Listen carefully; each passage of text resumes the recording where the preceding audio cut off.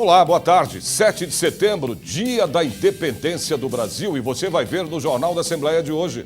Projeto de lei prevê multas para quem pichar, depredar ou fazer qualquer outro vandalismo em prédios e monumentos do patrimônio público. Outro projeto quer garantir salários iguais para homens e mulheres que exerçam as mesmas funções. E mais, um projeto quer expandir para toda a rede estadual de ensino um programa de incentivo à musicalidade. A partir de agora, no Jornal da Assembleia. A palestra aqui na Assembleia Legislativa alertou sobre os perigos causados pelo tabagismo. A palestra foi coordenada pela Sociedade Brasileira de Urologia de São Paulo.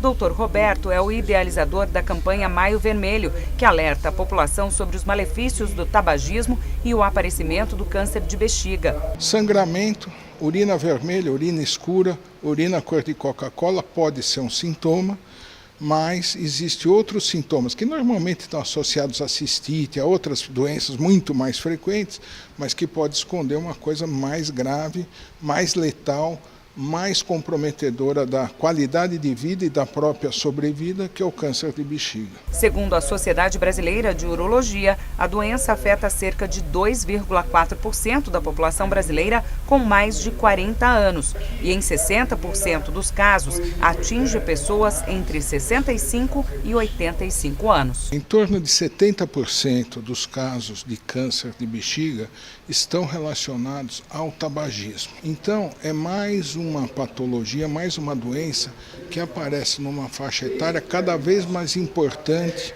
do ponto de vista quantitativo dentro da pirâmide demográfica. Então, o objetivo de nós, Sociedade Brasileira de Urologia, é aproveitar para mais uma campanha de conscientização, porque, evidentemente, o diagnóstico precoce facilita o tratamento, diminui custos e diminui a morbidade para o paciente. Especialistas e familiares de crianças portadoras de autismo debatem no Legislativo Paulista políticas públicas voltadas aos portadores do problema no Estado. O grupo participou de audiências públicas e se reuniu para alinhar as necessidades de quem tem autismo no estado de São Paulo. A ideia é elaborar 2 projetos de lei, um na área da saúde e esporte e outro na área da educação. A ideia é a gente unificar o movimento estadual da pessoa com autismo com os processos que as pessoas com autismo têm que ter para a sua escolarização. Então a gente recebeu especialistas e parentes de pessoas com autismo para a gente fechar um projeto técnico. Conseguimos fechar isso. Então a ideia é apresentar para os candidatos a governador, para o próximo governador e para os prefeitos municipais, para eles executarem. Essa reunião de pessoas, ela decorre de um conjunto de encontros em uma série de audiências públicas no ano passado e nesse ano também. Se tornar um ponto de referência em educação pública de qualidade. Essa é a meta da ETEC Tereza Aparecida Cardoso Nunes de Oliveira, que fica no bairro de Arthur Alvim, na zona leste de São Paulo. A escola completou 10 anos e foi homenageada aqui na Assembleia Legislativa. O ato solene, realizado no auditório Franco Montoro, teve apoio da liderança do PSDB. Marlon da Silva Oliveira, diretor da ETEC, falou do trabalho realizado pelos atuais profissionais e das gestões anteriores da escola. Nós temos procurado oferecer à comunidade local cursos profissionalizantes de rápida inserção no mercado de trabalho, como de eletrotécnica, eletrônica, automação industrial, recursos humanos, secretariado, administração. Temos feito parcerias com algumas empresas, para que os nossos alunos tenham a oportunidade do primeiro emprego, de estágios. As ETECs, escolas técnicas, e as FATECs, faculdades técnicas, são geridas pelo Centro Paula Souza, autarquia do governo do estado de São Paulo. A ETEC Tereza Nunes oferece 11 cursos entre técnicos e técnicos integrados ao ensino médio. A professora Tereza Nunes era empresária, jornalista e tinha um trabalho social na região ligado ao movimento de moradia. E esse movimento se transformou na Associação São Paulo Diferenciado. E nos seus 2 movimentos de moradia, aqui na capital e em Jaboticabal, cidade onde ela nasceu. Você está pensando em comprar um carro novo? Então preste atenção no tamanho da roda que serve como estepe. Em muitos casos, ela é bem menor do que as rodas convencionais. Mais um projeto em tramitação aqui na Assembleia quer acabar com a venda desse tipo de equipamento. Veja agora na reportagem da Carla Francisco. Olhando assim na mão do gerente desta loja em São Paulo, nem dá para acreditar. Este step, que mais parece ser o pneu de uma moto, é de um carro modelo i30. E a marca não é a única a aderir ao novo formato. Carros que vinham de fora já vinham com esse step menor. Aí depois começou a popularizar nos carros que saíram nacionais, já vindo com esse step menor também. A principal reclamação é que o brasileiro sempre gostou de usar o step como quinto pneu. E hoje não é mais possível, o step é só emergencialmente mesmo. Então você não consegue mais fazer rodízio com um pneu de step, que era costumeiramente a gente fazia. O novo modelo não permite ao motorista trafegar acima de 80 km por hora e nem percorrer grandes distâncias. Ele só é recomendado mesmo para casos de emergência até que um borracheiro seja localizado. Para garantir uma segurança maior ao consumidor, o projeto de lei 207 de 2017 mantém o padrão antigo e obriga steps idênticos aos outros pneus em todo o estado de São Paulo. Especialistas afirmam que a largura pode até ser menor, mas a altura, conhecida como perfil, não. Isso para não descompensar o veículo. Já as montadoras alegam que o carro fica mais leve e que o porta-malas ganha mais espaço. Mas a primeira mudança está mesmo no dinheiro investido. Um step, geralmente, na medida do veículo, a roda de liga leve é uma roda mais cara e aqui a gente está usando uma roda de ferro. E o aro também seria maior. E esse aro do step pequeno é um aro menorzinho também. Então, consequentemente, o custo seria menor. Multiplicado por uma produção anual acima de 50 mil unidades, como o caso de alguns modelos, o lucro ou economia alcança a cifra de milhões de reais. E, independentemente deste desconto ser repassado ao consumidor, algumas pessoas não querem nem saber. Não sei a tecnologia aí, né? Tudo muda, né? Mas eu, sinceramente, não... Esse é o original, tradicional. Pra mim é melhor. Esse aí você não sentiu firmeza? Não.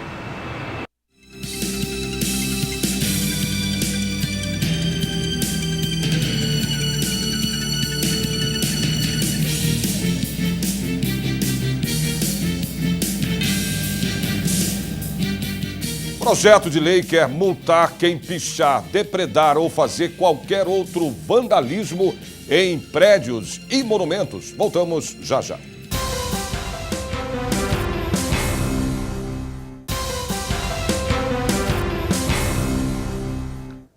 O projeto de lei pretende preservar o patrimônio público. A proposta prevê multas para quem pichar, depredar ou fazer qualquer outro vandalismo em prédios e monumentos. Atos de vandalismo, depredações e pichações em prédios que são patrimônios públicos podem estar perto do fim. Um projeto de lei em tramitação aqui na Assembleia Legislativa propõe multas para os autores destes delitos. No dia 30 de setembro de 2016, 2 importantes monumentos de São Paulo amanheceram assim, completamente sujos pela ação de pichadores. Eu moro aqui, então eu lembro exatamente deles limpando, do dia, como estava manchado e tudo mais. Hoje o Monumento às Bandeiras está limpo, livre dos sinais de vandalismo e pronto para receber os turistas. Mas só o primeiro dia de limpeza do monumento custou à Prefeitura de São Paulo R$37 mil. Este valor, segundo o projeto de lei 261 de 2018, deve ser repassado aos responsáveis pelo dano. De passagem por São Paulo, os visitantes querem levar para casa boas imagens da capital paulista. Foi com esse propósito que a gente saiu para passear, para ver um pouco de cultura, monumentos, e realmente não dá para fazer, pinchar e estragar os monumentos. É preservar o nosso patrimônio, eu acho que isso é muito legal. A estátua do Borba Gato, que fica na Avenida Santo Amaro, na capital paulista, também já está limpa. Outros alvos dos vândalos foram o prédio da Secretaria de Educação e o pátio do colégio, complexo histórico-cultural considerado marco inicial da cidade de São Paulo. Hoje, iluminado e com nova pintura, é um convite à contemplação. Não tem por que estar pichando nada, nem público, nem particular. Eu acho que tem que pagar sim. Uma sessão solene aqui na Assembleia Legislativa homenageou os 50 anos da evangelização dos ministérios Vencedores por Cristo e Jovens da Verdade. A reportagem é do Marcos Boemerade. A sessão solene contou com a presença de pastores, convidados e líderes de várias igrejas evangélicas. Em 1968, a ideia principal era formar uma equipe de jovens universitários para receberem ensinamentos bíblicos. A partir daí, o Ministério Vencedores por Cristo cresceu e já alcançou mais de 1 milhão de vidas em todo o país. Um desafio foi quando nós começamos o ministério, os instrumentos que usamos hoje, como bateria, guitarra, baixo, elétrico, essas coisas, não foram bem aceitos na igreja. A igreja era muito conservador, muito formal e tanto legalista. Mas aos poucos a gente foi quebrando isso e hoje em dia agora a bateria é um instrumento de Deus.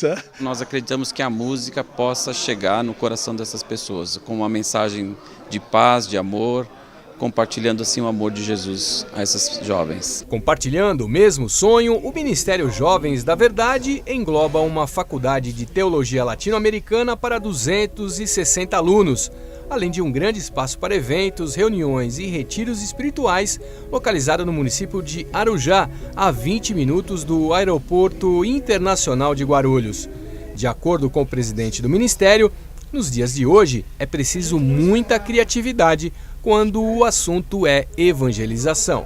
Nós trabalhamos com a recuperação de jovens viciados desde 69, 70, entendeu?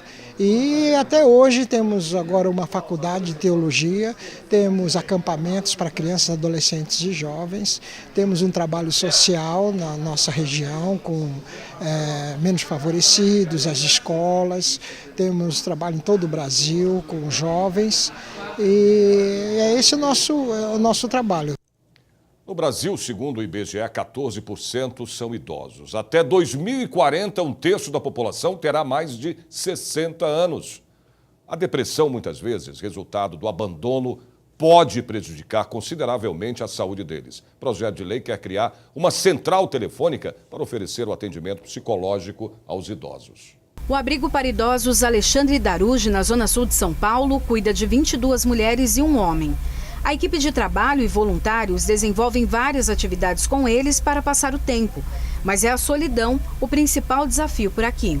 Mas tem idosos que não têm visitas, tem idosos que não têm parentes, tem idosos que têm filhos e os filhos, tem idosos que estão há 5 anos e os filhos nunca apareceram. A psicóloga Salma Cortez explica que a depressão e outras doenças têm a ver com a falta de mobilidade que chega com a idade. Na medida em que a autonomia física dele já diminui naturalmente com a idade, mas ela pode ser agravada com uma origem na sensação de solidão, então eu tenho uma tendência à geração de menos hormônios relacionados ao prazer, agravamento da depressão e agravamento de quaisquer outras doenças físicas que ele já tenha tido anteriormente, em função dessa questão solidão, depressão, perda de autonomia física. Conversar e dar risada produz o mesmo hormônio que a atividade física, a endorfina, o hormônio da alegria que traz bem-estar e saúde. E é isso que um projeto de lei de autoria do deputado Gil Lancaster, do PSB, pretende oferecer para idosos do estado de São Paulo. O projeto de lei 166 de 2017 autoriza a criação da Central de Apoio ao Idoso por meio de serviço telefônico. O projeto de lei especifica que o atendimento vai ser realizado por psicólogos e os idosos vão poder falar de qualquer tipo de assunto, como abandono, tristeza, família e morte. O objetivo desta central de apoio é minimizar a solidão na terceira idade e diminuir a incidência de depressão na velhice. Engloba tudo, desde o carinho, o respeito, né? Na sociedade, eu acho que o idoso está bem descartado, né? Dona Maria Antonieta tem 90 anos. Até 2 meses ela morava sozinha, mas por causa de uma queda em casa, o filho achou melhor que ela viesse para o abrigo. Ela ainda está em adaptação. Para não se sentir tão só, carrega o celular para todo canto. Eu fico esperando as pessoas ligarem. E quando alguém liga, o que a senhora sente? Fico feliz. Pergunta, conversa, pergunta como está. Conversar e dar risada. Então, para todos nós que somos mamíferos, a sensação de estarmos em grupo, a sensação de estarmos acolhidos é extremamente importante. Nós somos dependentes da aceitação. Gradativamente começa a buscar e a reencontrar motivos para estar mais viva na vida. A igualdade feminina está longe de sair do papel. As mulheres ganham menos e sofrem mais com o desemprego e com a violência doméstica. Mas em São Paulo essa igualdade pode vir mais rápido. É que um projeto de lei em análise aqui na Assembleia Legislativa prevê salários iguais para homens e mulheres que exerçam as mesmas funções. A reportagem é da Silvia Garcia. Um relatório publicado no começo de 2017 pelo Fórum Econômico Mundial mostrou que o ano não foi nada bom quando analisar os índices de desigualdade de remuneração entre homens e mulheres no país. De acordo com o documento, se tudo continuar como está, a equidade de salários entre os gêneros só acontecerá em 170 anos. Isso mesmo, daqui 170 anos. Eu acredito que pela cultura do mundo inteiro, nós sempre estamos um pouco atrás. Parece que nós somos sempre um ser que fica sempre à sombra de um homem.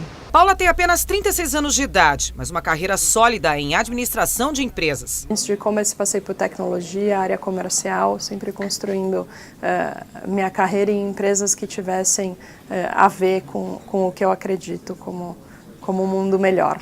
Com a carreira de sucesso na área comercial, Paula conquistou espaço e representatividade em grandes empresas, mas também viu muita desigualdade. Eu li um dado recentemente que, apesar de não ser no Brasil, é bastante alarmante. Hoje, nos Estados Unidos, a gente tem mais CEOs chamados John do que todas as mulheres somadas.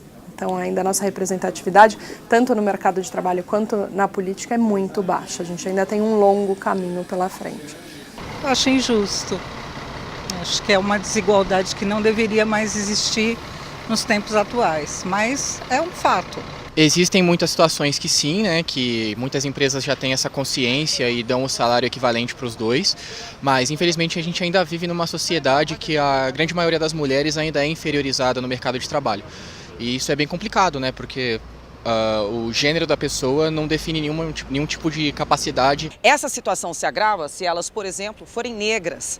Chegam a ganhar um salário 65% menor do que dos homens. Projeto de lei obriga a igualdade salarial entre homens e mulheres em todo o estado de São Paulo. A desigualdade salarial ainda é grande e uma realidade em todo o país. Mas São Paulo já deu os primeiros passos para mudar este cenário. Já que sem a lei a gente não consegue, então quem sabe com uma lei a gente consiga aí ter a valorização da mulher do jeito que ela tem que ser.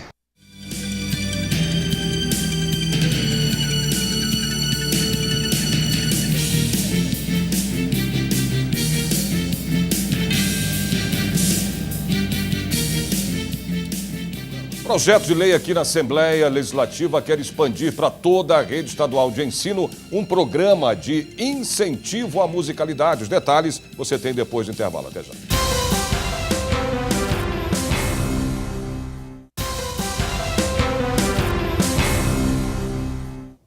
A audiência pública aqui na Assembleia Legislativa debateu a necessidade de políticas públicas para tentar frear o aumento de uma doença que não para de crescer no Brasil, o diabetes. Segundo o Ministério da Saúde, em 10 anos, o número de pessoas com diabetes no Brasil aumentou em quase 62%. Hoje, no país, de cada 100 pessoas, 9 têm a doença. No Brasil, cerca de 13 milhões de pessoas têm diabetes. Isso representa quase 7% da população. Especialistas e representantes de associações participaram da audiência pública que discutiu o assunto. 90% de todas as pessoas que têm diabetes, elas são tipo 2. Então, o tipo 2 é aquele que vem com sedentarismo, é aquele que também aparece com a má alimentação e o fator genético também é acoplado.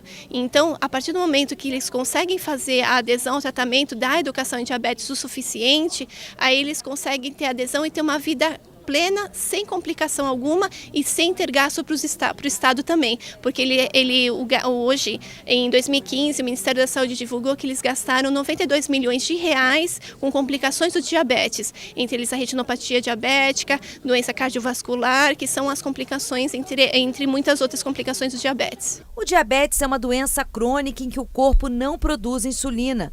Por isso, a alimentação adequada e a prática de exercícios físicos são fundamentais para controlar a doença.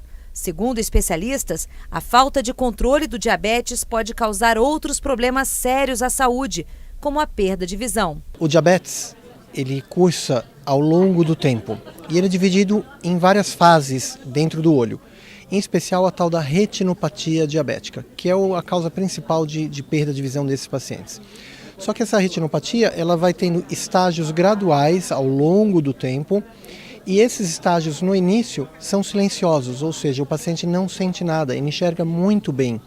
E aí é que mora o perigo, porque mesmo ele estando enxergando bem, ele já tem a doença muitas vezes numa fase de tratamento e cujo tratamento ele é eficaz em pelo menos 95% das vezes. O Ministério da Saúde oferece tratamento e medicamento gratuitos contra a doença, mas as associações querem que o governo dê mais atenção ao problema. A gente tem atualmente 57 AMEs. Elas têm oftalmologistas. Independente do ponto em que o paciente estiver acompanhando com seu endocrinologista a sua diabetes, ele vai a esse destino, passa no oftalmologista. O oftalmologista ele vai dizer tem sim, tem não, tá? E aí ele decide a terapêutica, se é possível ele tratar ou se ele vai mandar também para um centro especializado de referência. Ou seja, isso é uma rede operacional. Existem leis hoje que podem abrigar os diabéticos, mas leis falando em nível nacional. Em São Paulo são pouquíssimas leis. Então é muito importante que as pessoas sejam sensíveis a essas novas proposituras de lei aqui no estado de São Paulo para poder abrigar todas as pessoas de diabetes tipo 1 e diabetes tipo 2. Os 40 anos da lei que regulamentou o exercício da profissão de corretor de imóveis foram comemorados aqui na Assembleia. No evento realizado no auditório Paulo Kobayashi, novos profissionais receberam o certificado do curso, mas a noite também foi de homenagens. Entre os presentes, várias pessoas com beca. São formandos do curso de técnico em transações imobiliárias da Escola Brasileira de Ensino à Distância. Seu Manuel é um deles. Professor de filosofia aposentado, resolveu assumir novos desafios. O fato de você ter se aposentado depois de 30 anos, então praticamente você corre o risco de acabar somatizando pelo fato de você estar parado, né, E aí resolvi fazer esse curso e me trouxe coisas novas, uma experiência nova, tudo novo. No início da profissão, o corretor era conhecido como agente imobiliário. Os anos 80 marcaram a solidificação e também a organização da categoria. O ato solene formou oficialmente os cerca de 100 futuros corretores de imóveis e também homenageou grandes profissionais, como o ex-ministro Osiris Silva. Engenheiro aeronáutico brasileiro, foi ministro da Infraestrutura e ministro das Comunicações. Também presidiu e cofundou a Embraer e esteve à frente de empresas como Petrobras e Varig. Me sinto extremamente honrado por uma homenagem dessa dimensão, né? E realmente eu queria agradecer a cada um, todos aqueles que deram o seu voto e que efetivamente que eu pense que eu possa merecer essa medalha. Não precisa nenhum tipo de comentário no currículo do professor Osiris Silva com relação a tudo aquilo que ele fez e contribui e deixa aqui para nós um legado incomparável, né? Na aviação e também na liderança de outras entidades que agora se dedicam também à educação. O Medi conta que está no caminho do sucesso. No ramo imobiliário há 6 anos, também levou para casa o reconhecimento e diz que o segredo é se aperfeiçoar. Quando você entra no negócio, vai estudando, pesquisando mais, então teu conhecimento vai aumentando e você tem outra visão referente aos negócios. Então vai te ajudar bastante. Esse foi que eu escolhi e consegui realizar o sonho, na verdade. O projeto de lei análise aqui na Assembleia Legislativa pretende expandir para toda a rede estadual de ensino um programa de incentivo à musicalidade. O projeto leva aos alunos a oportunidade para participarem de grupos musicais. Todos os dias eles fazem o mesmo caminho. O destino é esta escola na Zona Sul de São Paulo. São jovens de 12 a 15 anos de idade que têm pelo menos uma coisa em comum: a música. Essa diferença, ela vem surtindo efeito desde que a gente começou, porque até mesmo os alunos que estão conosco no projeto e os outros que são meus alunos em sala de aula e não estão no projeto, eles tiveram uma mudança de comportamento muito grande. O projeto Musicando nasceu das mãos do professor Paulo há 10 anos. De lá para cá já foram mais de 1000 crianças iniciadas no mundo da música. É muito legal, né? A gente vê o crescimento deles no sentido do aprendizado musical e quanto isso mexe com a vida deles. Hoje, 100 crianças e adolescentes participam do projeto e 9 estão lá todos os dias. Do baterista a baixista, eles tocam de tudo. Um monte de gente começava a falar do projeto e aí no recreio, até mesmo na saída, eles ficavam aqui ensaiando, eu dava pra olhar dali, eu ficava ali olhando, eu falava, um dia eu vou ser desse projeto. Teve umas apresentações que eu assisti e eu fiquei interessada. A música de hoje faz parte de um projeto só para crianças, o Marinheiro.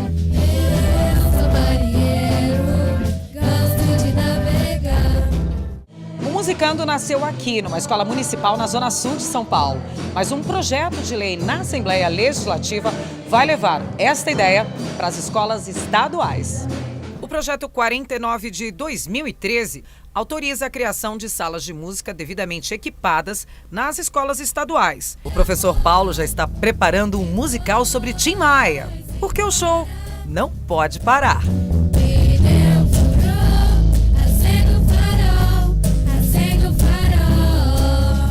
São várias linguagens, né? A linguagem teatral, musical, né? A questão cênica das crianças, de dançar também, e isso é muito legal.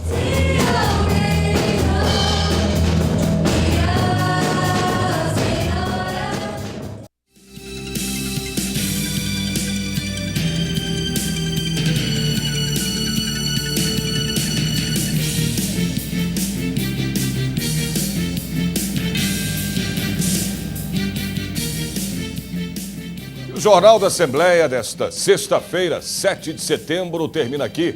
A gente se vê de novo na segunda-feira, a partir do meio-dia. Um ótimo feriado para você e um bom final de semana.